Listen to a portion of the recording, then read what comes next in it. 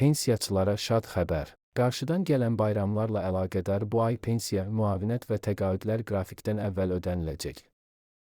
Axar az xəbər verir ki, bu barədə Əmək və Əhalinin Sosial Müdafiəsi Nazirliyi məlumat yayıb.